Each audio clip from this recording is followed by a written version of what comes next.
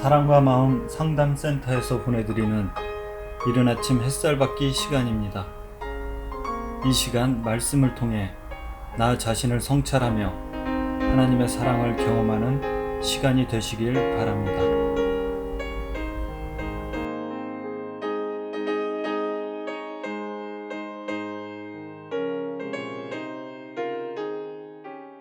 이른 아침 햇살 받기 시간입니다. 우리는 베드로와 바울 이야기를 재밌게 지금 진행하고 있습니다. 저는 굉장히 재밌는데 여러분들은 재미가 아니고 이게 뭔 말이지 하고 고민스러울 수도 있을 것 같습니다. 오늘도 한번 살펴보겠습니다. 1장 20절 베드로전서 1장 20절에서 이제 예수 그리스도의 성취에 대한 이야기를 했죠. 그 다음에 이어서 보면 너희는 그를 죽은 자 가운데서 살리시고 영광을 주신 하나님을 그리스도로 말미암아 믿는 자니 너희 믿음과 소망이 하나님께 있게 하셨느니라.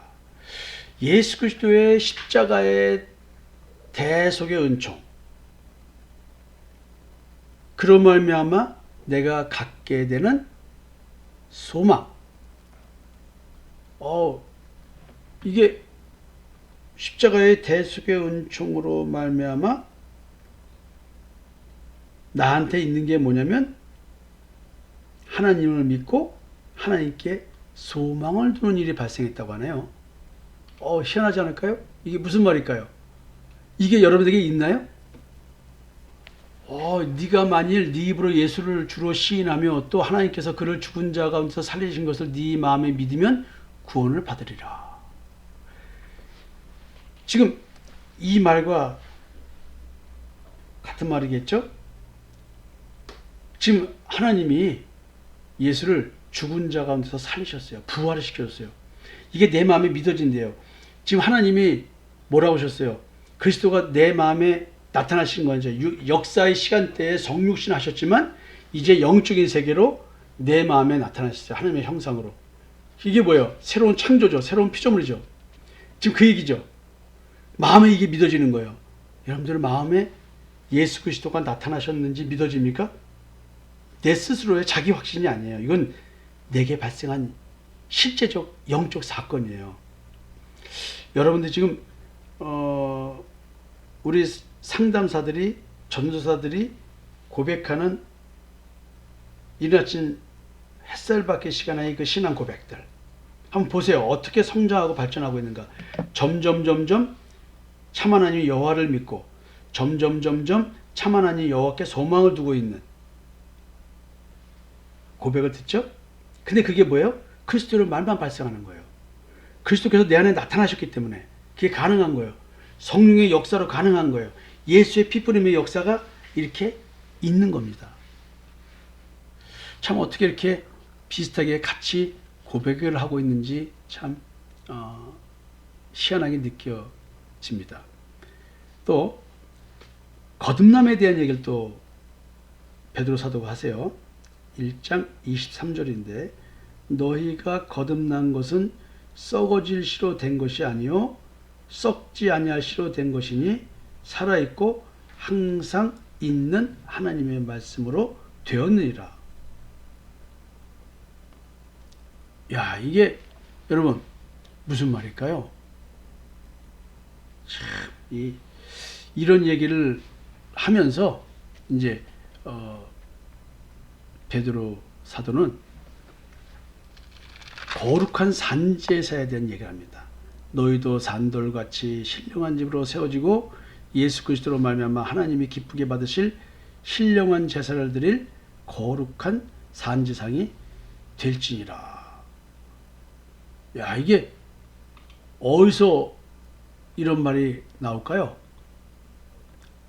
바울 사도도 똑같이 12장에서 말합니다. 로마서 12장에서. 그러므로 형제들아 내가 하나님의 모든 자비하심으로 너희를 권하노니 너희 몸을 하나님이 기뻐하시는 거룩한 산제물로 드리라. 이는 너희가 드릴 영적 예배니라. 희한하죠? 같은 얘기를 하고 있네요.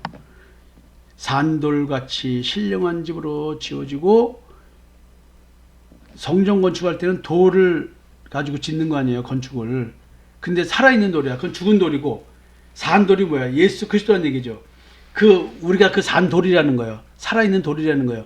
하나님의 성전, 거룩한 성전을 짓는 작은 돌 하나야. 근데 내가 그 성전이야. 산돌같이 신령한 집으로 세워지고 예수 그리스도로 말미암아 하나님이 기쁘게 받으실 신령한 제사를 드릴 거룩한 제사장. 누가? 내가 왜 거룩한 제사장이에요? 내 몸을 제물로 드리는 거란 말이에요. 내 몸을 제물로 드린다? 무슨 얘기일까요? 여러분, 무슨 얘기일까요? 내가 하나님의 모든 자비하심으로 너희를 권하노니, 자, 제물드림이 나옵니다. 제물드림이 나옵니다. 너희 몸을 하나님이 기뻐하시는 거룩한 산제물로 드리라. 나를 산제물로 드리는 거예요. 그럼 지금 내가 십자가에 못 박혀 죽어야 되나요? 그 말이 아닙니다. 내가 어떤 존재인지 하나님이 빛을 비춰줘서 내 존재를 깨닫게 해주실 때 그 존재를 십자가로 가져와서 옛사람을 못 박아 죽이고 육체와 함께 정과 욕심을 못 박아 죽이는 것. 선악을 하게 남의 열매를 먹은 존재로서 행위적 신앙에 의해서 악한 양심의 지배를 받아서 내가 선한 줄 알고 행하던 그 자기의 의, 이게 하나님의 의가 아니라는 사실을 깨닫고 나의 모든 신앙을 통으로 부인하는 것. 여태까지의 잘못된 신앙을 통으로 부인하고 새로운 피조물로 태어나서 새롭게 신앙생활하는 것. 이게 영적 예배입니다. 너희 몸을 하나님이 기뻐하시는 산제물로 드리라. 그래서 만인 제사장설이라고 하는 얘기를 하는 겁니다. 우리 모두가 하나님께 신령한 제사를 드리는 거룩한 제사장입니다. 그것은 오늘도 여러분들이 여러분 자신을 십자가에 못 박아 죽였을 때만이 가능한 것입니다. 우상을 타파했을 때만이 가능한 이야기입니다. 여기서 참 이야기가 너무 할 얘기가 많아요. 너무나 많아요. 우리가 하나님의 성전이잖아요. 그러니까 오늘도 내가 믿는 믿음, 이것은 오늘도 나를 십자가에 못 박은 사실을 확인하는 하루의 삶이겠죠. 그런 삶이 지금 제사장으로서의 삶입니다. 이런 나를 보고 믿음으로 의롭게 돼서 하나님의 은혜를 느끼고 살아가는 삶, 이게 하나님의 은혜를 누리는 삶이고 제사장으로서의 삶이에요. 신령한 제사가 뭡니까? 나를 제물로 드리는 거예요. 나를 못 박아 죽이는 거예요. 오늘도 이게 영적 예배예요. 여러분, 교회 와서 열심히 찬양하고 뭐하고 이걸 예배라고 생각하시면 절대 안 돼요. 그것은 나의 영적 예배가 표현되는 방식일 뿐입니다.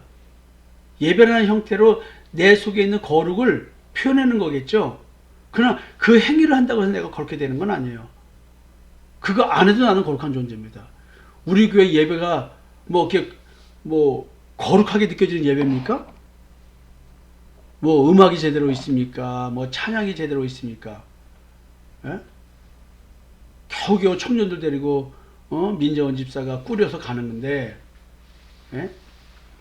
지난번에 조경재 집사가 같이 나와서 하니까 또 찬양이 또 좀 좋더라고요.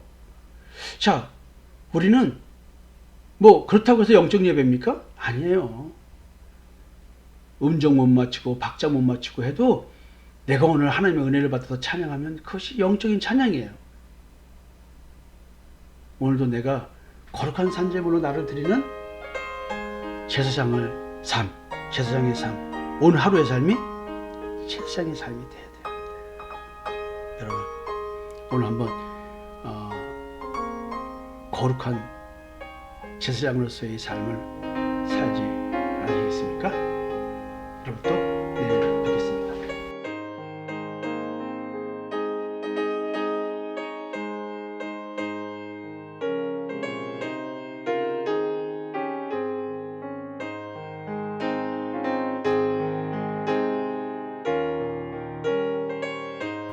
지금까지 사랑과 마음 상담센터에서 보내드리는 이른 아침 햇살 받기 시간이었습니다.